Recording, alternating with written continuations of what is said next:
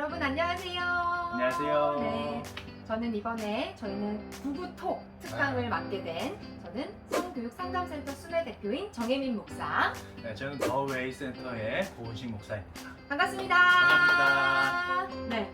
오늘 여러분들이 굉장히 많은 이제 그 고민이 있어 하는 어떤 삶에 있어서의 그런 질문들을 가지고 네, 좀 저희가 좀 편하게 이야기를 나누는 시간을 가지려고 합니다. 네, 여기 자체가 지금 거실이잖아요. 이렇게 편한. 그렇죠. 거실에서 우리 좀 편안하게, 이렇게 속 시원하게 이렇게 터놓고 얘기를 할 수 있는 시간이면 좋을 것 같아요. 보통은 저희가 두 사람이 어떤 관계인지가 나중에 이제 저희가 밝히는데 이미 이번 수련회는 처음부터 저희가 포스터에 딱 들어갔어요. 부부라는 게 들어갔어요. 아 이게 스포가 이렇게 돼버려가지고 미녀와 야수. 네, 맞습니다. 같이 살고 있는 부부입니다. 여기는 참고로 저희 집입니다. 그래서 굉장히 좀 편하게 여러분과 함께 어떤 이야기를 나눌까 고민을 하다가 저희가 이제 많이 받는 질문들을 몇 개를 추렸죠. 네. 추려가지고 오늘 좀 짧다면 짧고 길다면 긴 이 시간 동안 함께 이야기를 좀 나눠보고자 합니다. 선생님 준비되셨죠? 네, 준비됐습니다. 네, 어떤 저희가 질문이? 질문들이 좀 있는데 제가 그 질문들을 좀 읽어가면서 함께 이야기를 나눠보도록 하겠습니다. 네, 제가 좋습니다. 한번 읽어보겠습니다. 네, 뭐 첫 질문부터가 이런 질문이 왔어요. 엄마가 저보고 게임 중독자래요. 근데 전 프로게이머가 될 거거든요.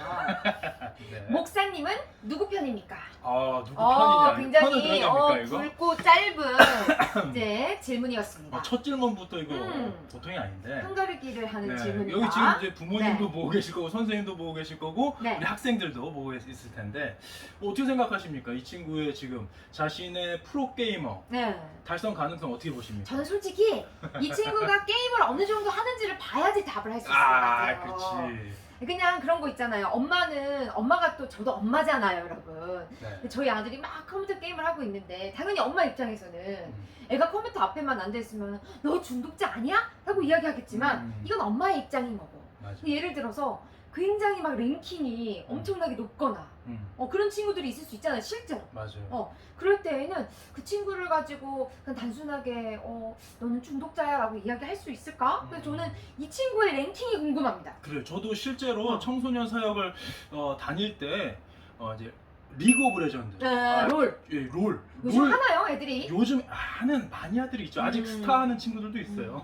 요즘은 10대 네. 친구들이 무슨 게임을 네. 많이 하나? 근데 네. 롤 게임을 하는데 네. 여기서 이제 챌린저라는 음. 것이 이제 우리나라 200명밖에 없는 그 랭커기 때문에 네. 당연히 없을 거라고 질문을 했는데 실제 챌린저가 있더라고요. 어. 그 친구는 중국 프로게이머 진출을 준비하던 친구예요. 지금 코로나 때문에 어떻게 되는지 모르겠는데. 근데 어쨌든 간에 실제로 이게 꿈으로 이룰 수 있는, 만약에 꿈으로 이루게 된다면 이 스포츠가 실제 스포츠보다 이제 더 파이가 커졌단 말이에요. 네. 연봉도 어마어마하죠. 음. 그냥 기본 연봉, 억대 연봉을 받게 되니까 이거를 무작정 이렇게 야 게임 하면 안 돼라고 할 건 아닌데 실은 저도 어렸을 때 이제 오락실에 그거 있잖아.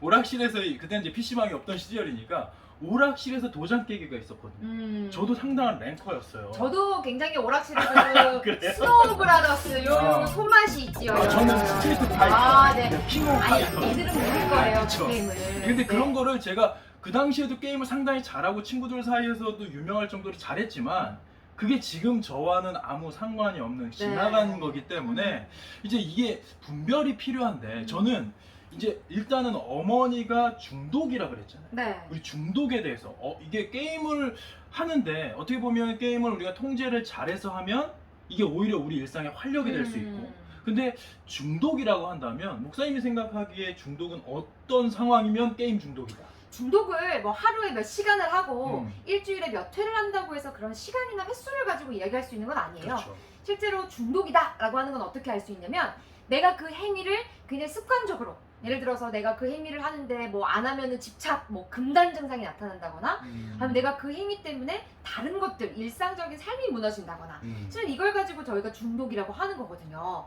저도 예전에는 이제 막 한참 막 스노우 브라더스 했을 때 막 그 눈사람 이렇게 막 한번 띄워주시 나게 이미지 한번 띄워주세요. 막 그 게임을 하는데 제가 이렇게 밤에 자려고 누웠는데 이제 막 손가락이 막 저도 모르게 막 이렇게 되는 거예요. 그 정도였어요. 그러면서 중독자였네. 눈덩이를 막 만지는 듣는 막 그런 게 나오고 네. 그러면서 학교 책을 펼쳐도 뭘 해도 막 이렇게 생각이 되는데 실은 뭐 이렇게 했을 때 이런 걸 중독이라고 하지만 제가 아까 말했던 뭐 아까 목사님 얘기하셨던 그 챌린저 그 친구 같은 경우는 실은 잘하려면 또 앞에서 투자하는 시간도 많아야 그치. 되잖아요. 그래서 이게 참 애매하긴 한데 네.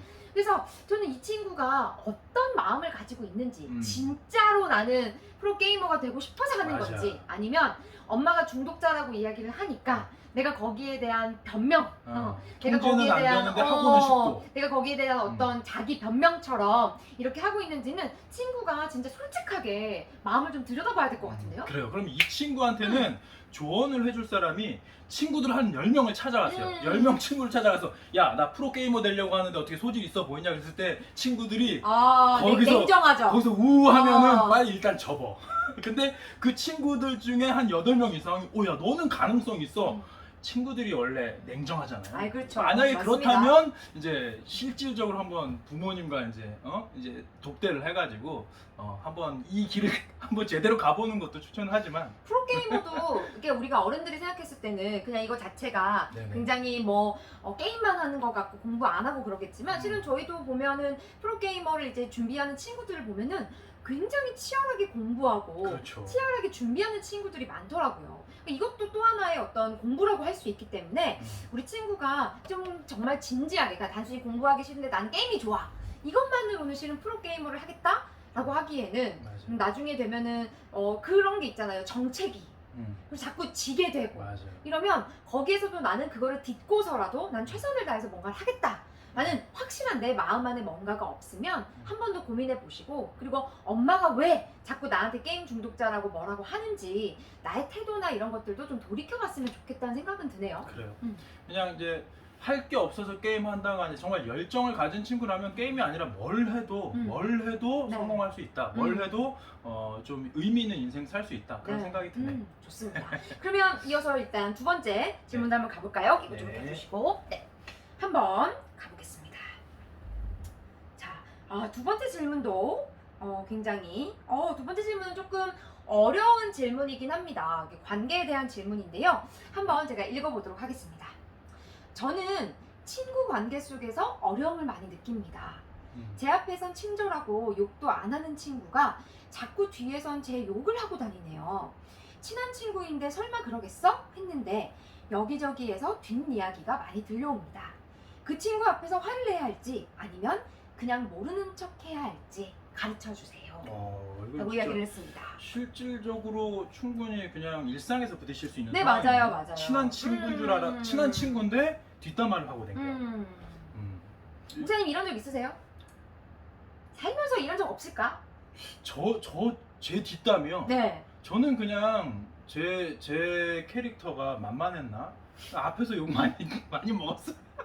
뒤에서만 한 게 아니라 앞에서. 저는 약간 그 쿨한 스타일이라서 그걸 쿨할까? 바로바로 같이 이렇게 살아봤는지 들어와. 잘 모르겠는데. 바로바로 이렇게 들어와가지고. 그래 제가 한번 여기서 한번 앞담화 한번 해볼까요? 좀 쳐주시죠 앞담화. 얼굴이 네. 얼굴이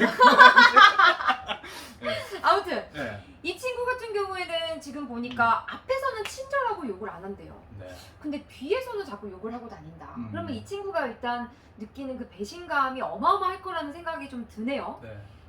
친한 친구인데 설마 그러겠어? 라고 했는데 근데 어떻게 해야 될까? 화를 내야 될까? 아니면 모른 척 해야 될까? 근데 일단 모른 척하는 건 상당히 위험할 수 있는 것 음. 같아요. 왜냐면 실제로 제가 너 욕하고 다녀라고 하는 그 제보가 거짓일 수도 있거든요. 실제로 그런 경우 있잖아요. 맞아요. 우리 정혜민 목사님이 지금 이제 법정으로 다투고 있는 그 상황 속에서도 그 가해자가 실은 피해자들 사이에서 그런 거짓으로 서로의 관계를 흐트러 놓는 그런 거짓말이 있었잖아요. 아유 이건 너무 훅 들어오셨고 아무튼 일반적인 관계 속에서도 그런 것들이 많죠. 그러니까 네. 이제 팩트 체크는 필요하다. 팩트 체크는 필요하고 그리고 이제 뒷담화를 했을 때 이 이제 친한 친구의 의도가 무엇일까? 그냥 아무나 그냥 모두 까기를 하는 친구라면 얘는 성향이 그런 애구나 라고 생각해 볼 수 있지만 그게 아니라 내가 이제 특정 대상이 돼서 나를 이제 맘먹고 깐다.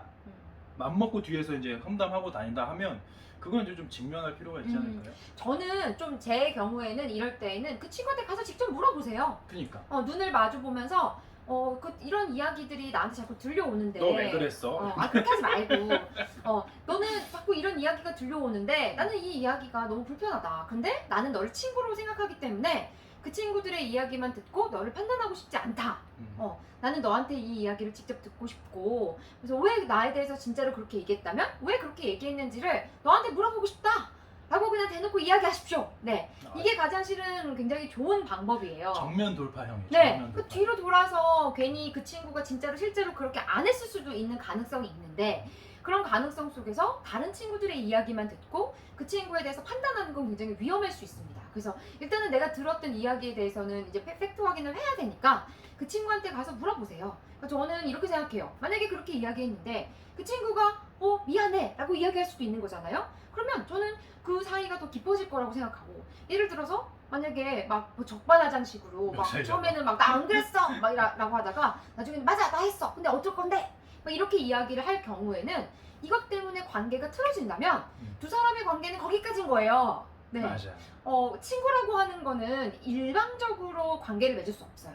두 사람이 함께 서로를 존중하고 두 사람이 함께 마음이 맞아야지 그게 친구라고 할 수 있는 거지, 한 사람만 나는 친구라고 생각하는데 상대방이 나를 친구로 생각하지 않고 뒤에서 자꾸 그렇게 한다면 그건 친구가 아닌 거죠. 이런 관계는 지속하면 지속할수록 나만 상처받아요. 그러니까 이런 경우에는 너무 고민하지 말고 친구한테 가서 눈을 바라보면서 바로 이야기하셨으면 좋겠어요. 네.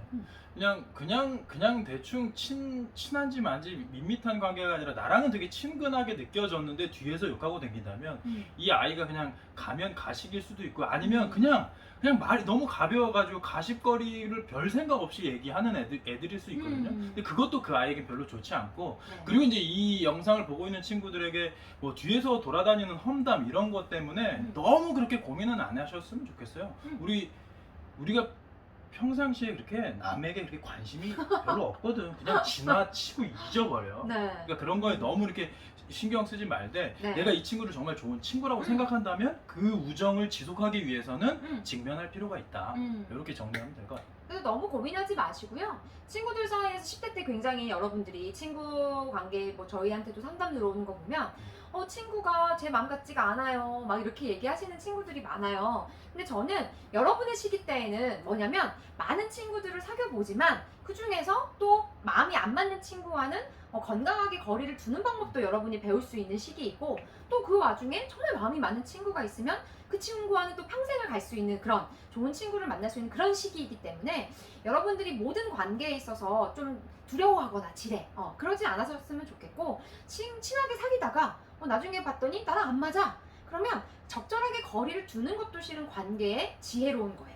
그래서 목사님은 저희 아들한테도 제가 하는 얘기가 뭐냐면, 예전에는 저도 이제 부모님한테 무슨 얘기를 들었냐면 모든 친구들이랑 친하게 지내야 된다 라는 이야기를 들었어요. 근데 목사님이 살면서 알게 됐어요. 뭘 알게 됐느냐, 모든 사람하고 친하게 지낼 수는 없구나. 그러면 뭐냐면 자기와 자기를 존중해주고 나를 굉장히 귀하게 여겨주는 친구에게 더 귀함을 느끼고 그 친구와 더 귀하게 만남을 가지되, 나에 대해서 굉장히 존중해주지 않고 귀하게 여기지 않는 사람에 대해서는 멱살 잡고 싸울 필요는 없어요. 하지만 이 사람과 억지로 난 이제 얘랑도 친해져야 돼 하면서 내가 상처받으면서까지 그 친구에게 그 관계를 끊지 않으려고 막 이렇게 붙잡다 보면요, 거기 안에서 실은 굉장히 많이 크고 작은 일들이 일어나거든요. 마음도 상하고. 그래서 나를 사랑해주고 또 나를 아껴주는 사람들을 더 집중하면서 그렇게 관계를 좀 잘 정리할 수 있는 여러분이 됐으면 좋겠습니다. 네, 좋습니다. 그럼 다음 질문 한번 볼까요? 다음 질문을 한번 보겠습니다. 이번에는 좀 목사님하고 좀 비슷하려나, 목사님의 어떤 저요? 저는 뭐 잘 이렇게 안 하는데 목사님은 좀 되게 공감이 되실 것 같은데요. 제가 한번 읽어보겠습니다. 저는 모쏠이에요. 저도 다른 친구들처럼 연애하고 싶은데 키도 작고 잘생기지도 않아서 자신감이 없어요. 목사님이 쓰신 거 아니죠? 네. 연애 어떻게 할 수 있을까요? 라고 이 연애. 질문을 던져주셨습니다. 모쏠. 네, 모쏠, 모태솔로죠. 네. 네. 이건 뭐 우리 성교육 상담센터 우리 네. 대표님이신 목사님이 전공인 것 같은데. 제가 전공이긴 하지만 이 사연이랑 찰떡궁합인 거는 목사님이신 것 같으니까. 목사님은 지내면서 그래요. 이런 고민 가져보신 적 없으십니까? 10대 때? 10대 때는 저는 정말 순진했고요. 순진했다. 그리고 순진. 근데 저는 글쎄요. 노코멘트 하겠습니다. 왜 노코멘트 하십니까? 아니 왜 그러죠? 왜 그러시는 걸까요? 아니요. 뭐 여기 보니까 이제 뭐 지금 못생기고 키 작았다 그래서 지금 저를 디스하시는 것 같은데 저는 그냥 항상 자신감이 넘치는 사람이었던 것 같고 그리고 뭐 저를 좋아해줬던 이성들도 많고. 이거는 팩트 확인이 좀 필요합니다, 여러분. 네. 본인만의 착각일 수 있기 때문에. 네. 네. 근데 보통은 이제 내가 외모에 자신이 없고 뭐 네. 키도 작고 왜소한데다가 성격도 좀 내성적이다 그러면 이성 친구들 사이에서 이제 수줍음이 많으면 또 이때는 또 적극적으로 뭐 이렇게 하는 분위기가 아니다 보니까 네. 나 진짜 이러다 혼자 사는 거 아니야 걱정이 될 수 있고 음. 또 이 친구들이 많이 보는 친구들이 학급 친구들도 있지만 대부분 이제 연예인이란 말이죠. 그래서 막 상대적인 박탈감을 느끼고 야 나도 저런 연예인이랑 사귀어보고 싶은데 내 현실은 이렇고 다시 태어나지 않으면 불가능할 거고 뭐 이런 상황이 이해는 가요. 근데 이 여성의 입장에서 네. 외모 어느 정도입니까? 외모 중요합니다. 외모 중요하니까 저를 만났겠죠. 아니죠. 제가 좀 더 기도했었어야 되는데.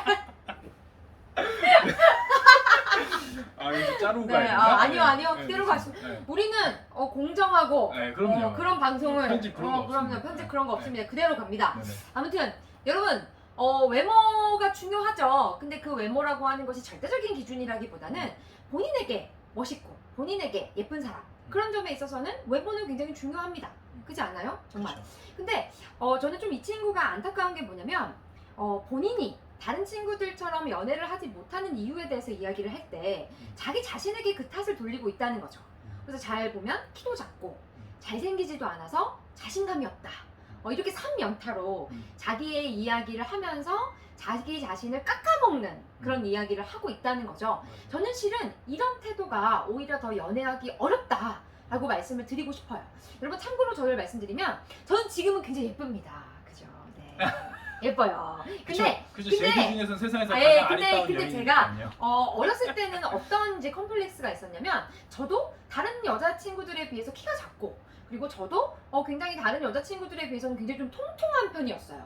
그러다 보니까 왜 이렇게 나는 키도 작고 왜 이렇게 나는 살도 찌고 왜 이렇게 뭔가 그러니까 지금은 굉장히 목소리가 당당한데 어렸을 때는 제가 굉장히 컴플렉스가 뭐였냐면 어렸을 때 무슨 일이 있었냐면 제가 자다가 낮잠을 자다가 저희 엄마의 친구분이 전화가 오신 거예요.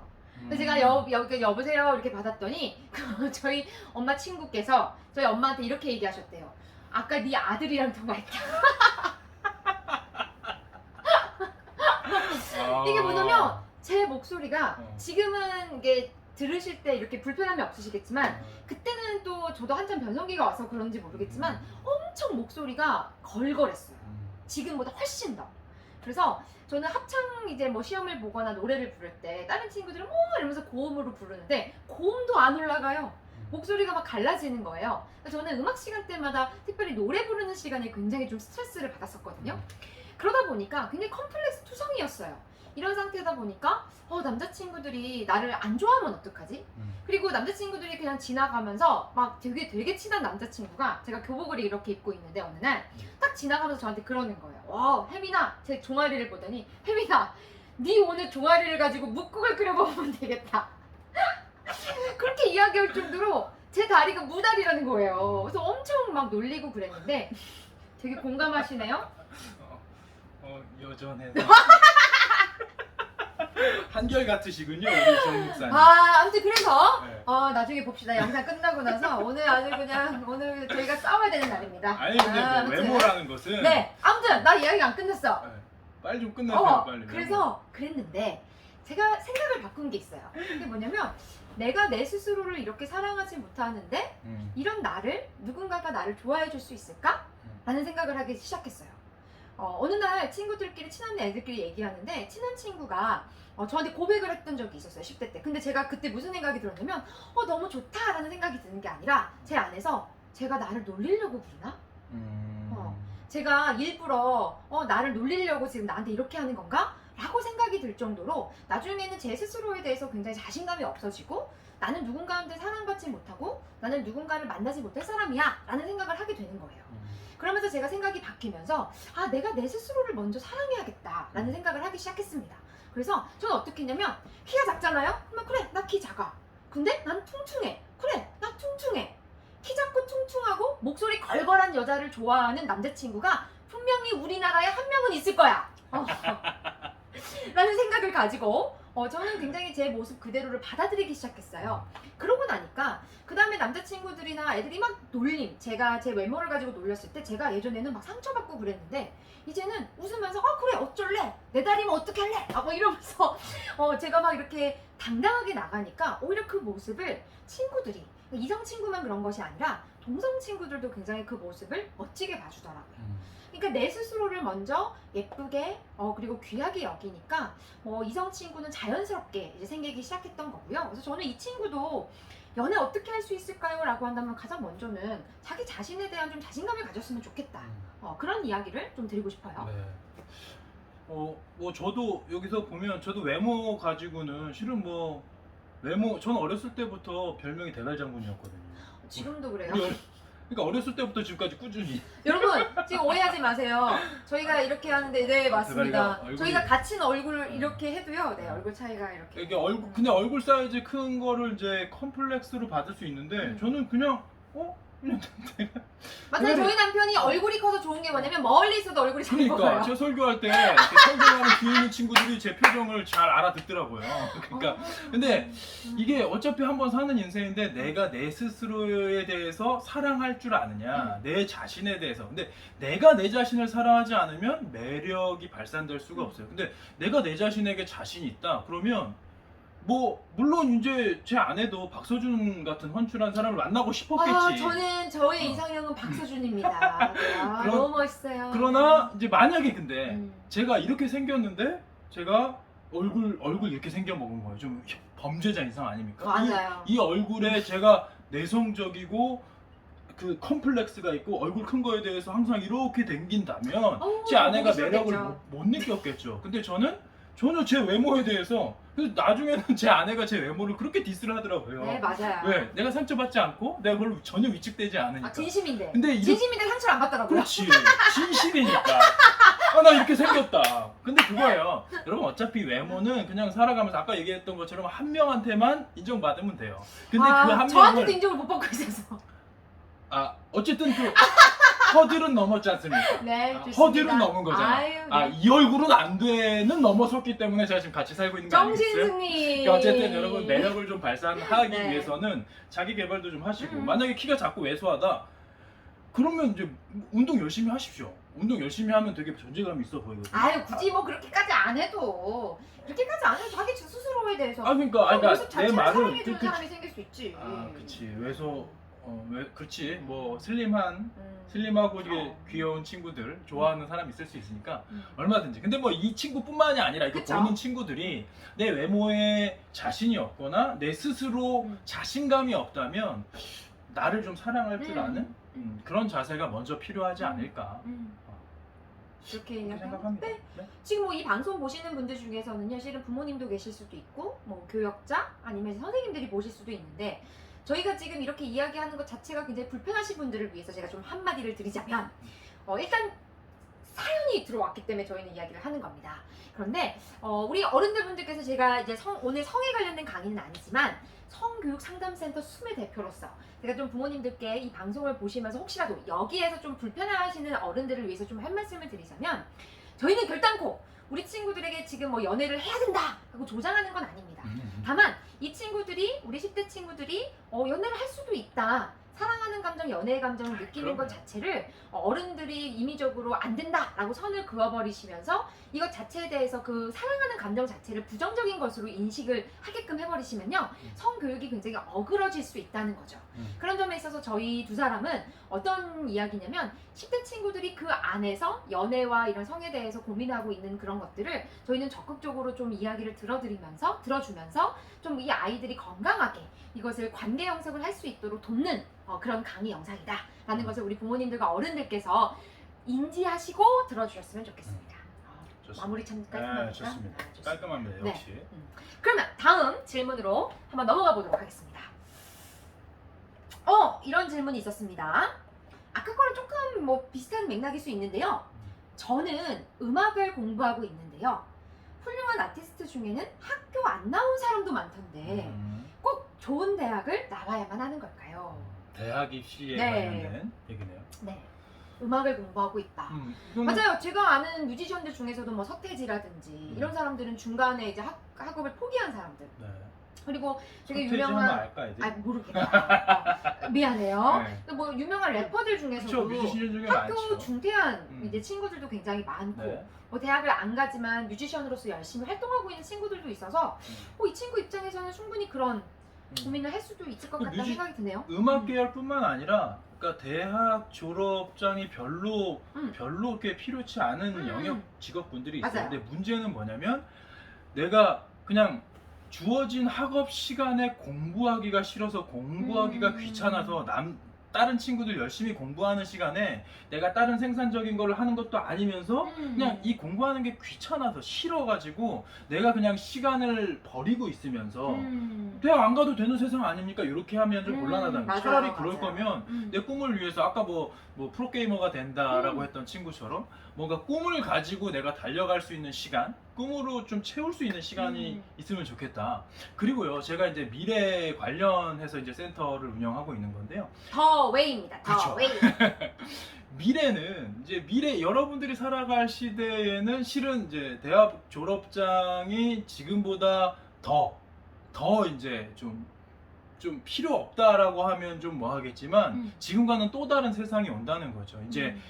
이제 급변하는 시대, 네. 완전 판도가 바뀌는 그러니까 직업군에서 세상, 사회 전체적인 변혁의 시기에 그런 얘기가 있어요. 미래학자들이 뭐라고 하냐면 우리 친구들이 살아갈 미래에는 평균적으로 평생에 6개 이상의 직업을 갖게 될 것이다 라는 얘기를 하더라고요. 직장을 6번 옮긴다는 얘기가 아니라 6개의 각기 다른 직업을 한 사람이 일평생 동안 평균적으로 갖게 될 것이다. 그 말은 지금 이 직업이 있었는데 10년 후에는 더 이상 이 직업군에 사람이 필요로 하지 않고 인공지능으로 대체될 수도 있겠죠. 이런 것들 때문에 급변하는 세상 속에서 그렇다면 하나의 대학 졸업장은 내 직업 하나를 보장해 주겠죠. 그럼 나머지 5개는 어떻게 할 거야? 그래서 계속해서 공부해야 되는 시대가 될 거예요. 그러면 저는 여러분들이 조금 내가 관심 있는 영역이 무엇인지를 들여다보고 이 영역이 앞으로 어떠한 준비를 필요로 하는지, 어떠한 역량,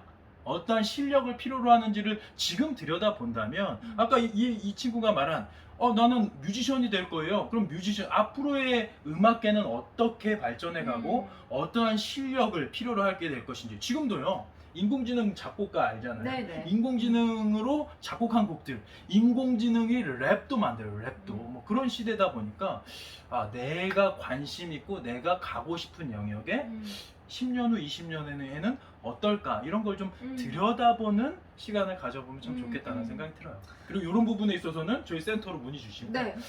어드바이스가 가능합니다. 보면은 훌륭한 아티스트들 중에는 이제 대학을 안 나온 친구들이 많죠. 그런데 이거를 좀 놓치지 않았으면 좋겠는 게 제가 아까도 말했다시피 결국에는 내가 정말로 평생을 어떤 공을 들여서 뭔가를 하겠다. 어떤 그 주제에 있어서는 평생이 공부해야 되는 과정인 거죠. 그렇죠. 그런데 그 과정 속에서 그 아티스트들이 그냥 단순히 대학을 안 가고 그냥 음악만 했느냐 실은 그렇지 않았어요. 이 이야기를 이렇게 들어보면 이렇게 쭉 그런 스토리를 들여다 보면 굉장히 많은 인문학 공부, 음악을 하는데도 맞아요. 인문학과 역사 뭐 이런 것들을 계속하면서 본인이 그 음악에 완전히 몰두하고 이렇게 하기 위한 그런 공부들을 더 많은 공부들을 실현했던 거죠. 네. 저는 그런 점에 있어서 본인의 선택이라고 생각합니다. 꼭 좋은 대학을 안 나와도 상관은 없지만 그걸 통해서 자기가 그 이상의 내가 어떤 음악을 하는 것에 있어서 더 많은 투자와 더 많은 공부를 하겠다라는 확신과 그런 것들이 있다면 언제든지 그렇게 하십시오. 그런데 내가 생각해도 좀 나는 의지가 어떤 환경이 주어지지 않으면 하기가 좀 어려울 것 같다. 이런 것들이 드시면 대학교에 들어가서 거기 안에서 사람들을 교제하고 그 주어진 과제들을 하면서도 여러분이 충분히 좋은 음악 공부를 또 할 수 있기 때문에 저는 이것에 대해서는 여러분이 좀 냉정하게 좀 판단하셨으면 좋겠다. 왜냐면 저희 제자들 중에서도요 굉장히 큰 마음을 품고 나는 이걸 할 거니까 다 때려치우고 요것만 하겠습니다 라고 했는데 막상 그거를 오래 지속하지 못하고 뒤늦게 엄청나게 큰 후회를 하면서 아무것도 이뤄놓지 않은 상태에서 또다시 그런 과정들을 거치는 것을 제가 여러 번 봤기 때문에 물론 되게 잘 해나가는 친구들도 있습니다만 거기에는 결국에 다 뭐냐면 본인이 자기가 하고 싶은 그 분야에 대해서 얼마만큼 열정을 가지고 있고 얼마만큼 계획하고 있고 내가 얼마만큼의 그런 열심, 그 지속성을 가지고 할 수 있는지에 대한 부분도 실은 여기 안에 포함되기 때문에 우리 친구들이 좀 고민한다, 대학을 가야 되나 말아야 되나 고민하는 친구들이 있다면 냉정하게 좀 바라보시고 이런 부분은 혼자서 결단하지 말고요. 부모님하고도 같이 이야기를 좀 해보셨으면 좋겠다라는 말씀을 좀 드리고 싶네요. 그리고 더 웨이 센터로도 한번 찾아보시면 그리고 제가 좋을 것 이제 뭐 같습니다. 대학 필요 없다라는 얘기 하는 네, 건 네. 절대 아니에요. 근데 이제 첫 스텝, 첫 인생의 첫 음. 단추를 끼우는데 공부하기 귀찮아서 미뤄둔 다음에 핑계 삼지 말라는 얘기예요. 그쵸. 그냥 내 인생, 누가 대신 살아줄 수 없는 내 인생에 내가 좀 관심 있게 좀 적극적으로 들여다보고 어떤 준비가 필요하냐. 여러분들이 앞으로 10년, 20년, 30년을 살아갈 그 영역에서 그게 이제 처음 문턱이 대학교에서의 집중 교육이 필요하다면 당연히 가야죠. 열심히 공부해서 준비해야겠죠. 그런 차원에서 어드바이스 드린 거니까 대학 준비 안 해도 된다 뭐 이런 식으로 받아들이시면 안 될 것 같아요. 네. 그래서 뭐든 어떤 선택을 하시든지 간에 네네. 최선을 다해야 된다라는 네. 말씀을 좀 드리고 싶습니다. 네, 그리고 무크라고요. 음. 그 매시브 온라인 오픈 코스라고 있어요. 네. 그러니까 요즘에는 그냥 뭐 하버드, 스탠퍼드, 이게 미국의 뭐 유수한 대학들의 강의도 그냥 인터넷으로 접속해서 회원 가입한 다음에 무료로 들을 수 있는 시대이기 때문에 여러분들이 관심 영역을 짜투리 시간을 이용해서 한번 좀 경험해 보라라는 조언을 드리고 싶어요. 알겠습니다. 저희 남편은 참고로 우리 목사님은 무크를 열심히 지금 하고 네, 계시는 지금 벌써 이제 수료를 했죠. 그죠? 이미 이제 그 이게 자격증도 나오거든요. 그래서 수료도 하고 열심히 지금도 계속해서 네. 공부해 가고 근데 있어요. 이런 방식들이 있으니까 이런 방식에 대해서는 더 웨이를 찾아가셨습니다. 이렇게 내조 잘해주는 와이프 있습니까? 네, 너무 네. 너무 심 네. 약간 이거 좀 심의에 걸릴 것 같은 느낌입니다. 좋습니다. 이제 좀 마지막 질문이 네, 될 것 시간이 같습니다. 이제 다 돼가고 시간이. 있습니다. 네, 그래서 한번 마지막 질문을 한번 읽어보도록 하겠습니다. 자, 어떻게 가면 될까요? 네, 좋습니다. 제가 기계 치여가지고 네. 자 가겠습니다. 마지막 질문은 좀 신앙적인 질문인 것 같습니다. 보니까요. 저는 교회에 다니는 학생입니다. 교회에선 중등부 회장으로 섬기고 있어요. 근데 요즘 들어 교회 다닌다는 말을 하기가 부끄러워요. 하루 이상한 모습으로 뉴스에 나오다 보니 친구들 사이에서도 욕먹게 되고요.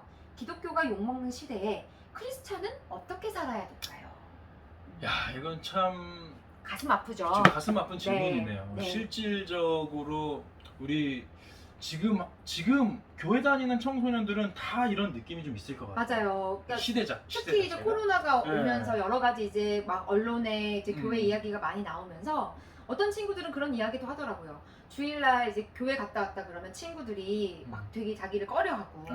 안 보려고 하고 맞아요. 이렇게 한다라는 이야기들을 많이 하는데 우리 동료 목사님은 네. 덩치가 95kg인데요. 동네 식당에서 이제 혼밥하려고 하면서 기도하고 있는데 옆에 있는 테이블에 아줌마들이 쌍욕을 하더래요. 교회 저런 놈들 때문에 우리가 고생이다.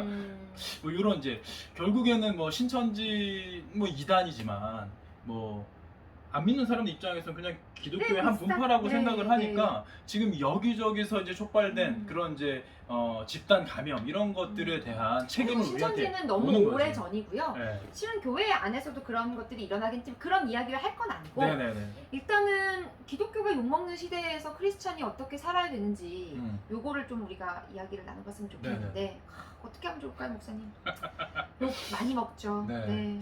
일단은 근데 이제 저는 이게 이제 어떻게 보면 이제 위기의 시기잖아요. 위기의 시기. 그러니까 평화롭게 제가 어렸을 때만 해도 교회 다니는 게 부끄럽거나 누가 뭐라고 옆에서 이렇게 수근거릴 얘기가 아니었어요. 네. 그 당시에는 교회 다니는 사람들이 잘 살았어요. 되게 양심적으로 도덕적으로 살았기 때문에 제가 어렸을 때 친구들을 전도하려고 하면요. 초등학교 때도 부모님은 교회를 안 다니지만 내 자식이 교회 가는 건 환영하는 부모님들이 많았어요. 왜? 여기는 이 교회 공동체는 되게 도덕적인 공동체니까. 네. 근데 지금은 도덕적으로도 많이 무너졌다고 생각하니까 뭐 목사님들이나 장로님들이나 뭐 네. 여러 가지 뭐 돈, 여자, 뭐 명예 막 이런 것들 때문에 막 뉴스에 도배가 되다 보니까 일반적인 도덕 기준보다도 못 미친다라고 생각하기 때문에 세상 사람들이 욕하는 네. 거잖아요. 여기서 이제 우리가 스스로를 좀 돌아보는 기회로 삼았으면 좋겠다라는 생각이 드는 거예요. 첫 번째로는 이제 우리가 도덕적으로도 도덕적으로도 세상 사람들보다 더 나은 삶을 살아야 되잖아요. 그죠? 네. 예수님의 가르침 자체가 도덕적인 것도 우리에게 말씀하셨기 때문에 그 부분을 우리가 돌아보고 우리가 욕을 먹는 이유가 뭘까? 복음의 배타성 때문에 욕을 먹는 것은 성경에도 기록되어 있잖아요. 네. 너희들이 세상이 너희를 미워하면 너희가 아니라 나를 미워한 줄 알라. 예수님께서 말씀하셨잖아요. 왜? 복음이 배타적이기 때문에 구원에 이르는 길은 오직 유일한 예수 그리스도 한 분이라고 이 진리를 가르치기 때문에 이 진리를 믿지 않는 사람들은 기독교가 불편할 수밖에 없는 종교이긴 해요. 왜? 네. 우리는 오직 유일한 진리를 가르치는 그런 공동체, 그런 믿음의 단체이기 때문에 그렇죠. 근데 그 외의 것으로 손가락질을 받을 때는 어떻게 해야 될 것인가? 거기에 대해서 우리 스스로를 좀 돌아보고 나는 어떻게 살았나? 그러니까 저는 그렇게 생각해요. 세상 사람들이 교회를 욕할지라도 우리 친구들이 안 믿는 친구들 사이에서 그 또래 친구들 사이에서 믿을 만한, 좀 기댈 만한, 자기가 힘들 때 좀 찾아가고 싶을 만한 그런 멋진 친구가 되어주면 그 아이들의 마음이 조금씩 열리지 않을까라는 생각이 들어요. 그러면서 또 한 가지는 우리가 믿는 바를 정확하게 가슴에 새길 필요가 있다라는 생각이 듭니다. 요즘 시대에는 우리가 막 변명하기 좋아요.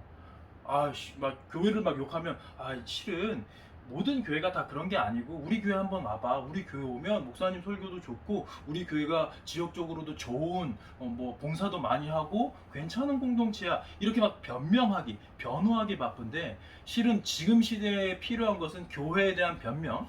그러니까 제 식구 감싸기식의 말빨 언변 수려한 변호사의 변명이 아니라 예수님을 만난 하나님을 인격적으로 만난 사람들의 증언이 필요한 시대라는 생각이 들어요. 그래서 전 여러분들이 좀 증인의 삶을 살 수 있으면 좋겠다. 그러기 위해서 내가 믿는 하나님이 과연 어떤 분일까?